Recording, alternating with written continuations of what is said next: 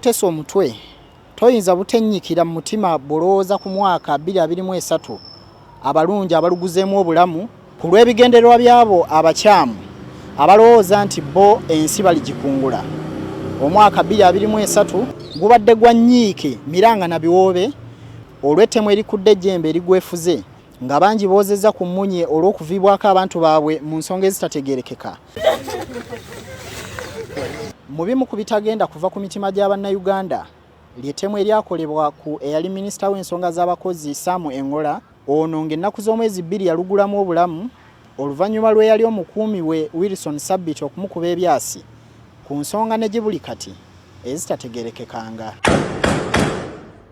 Natta minisita mu mbeera y'ekikangabwa misana gwaka ne statement zazaakola zakoze ng'akola ekikolobero kino zikulaga nti waliwo ekyobulabe ekiri mu ggwanga. Tubadde tuwulira Amasasi nga tugamba babbi bebeetingana ne tugenza okuwulira ate musirikale yakubye musirikale munne n'akuba ne bossi we n'afiirawo. Okuva emabegako eyo twali tufuna akasaala katono ddala nnyo naye tetwalina bikolwa bwe bityo.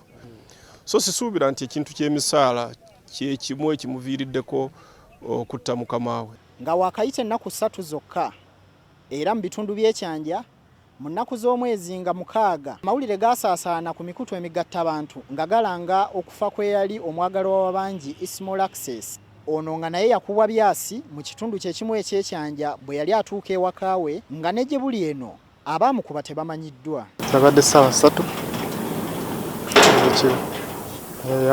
yavuddewo ssaawa 9. Twabadde mukungubaga wa minisita ne tuli awo tumaze okusaba abantu bali mu kulya kyaggulo amawulire ne gajja nti ate neno balina gwe bakoze eki gwe bakubye. Ekitulume nnyo nga Bannayuganda kwe kubeera nti buli afa okunoonyereza tetufuna kisembayo.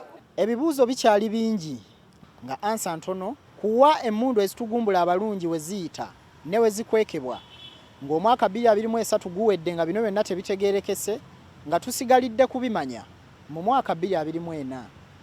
Hassan Kasagga, BBS Telefina, agesigika.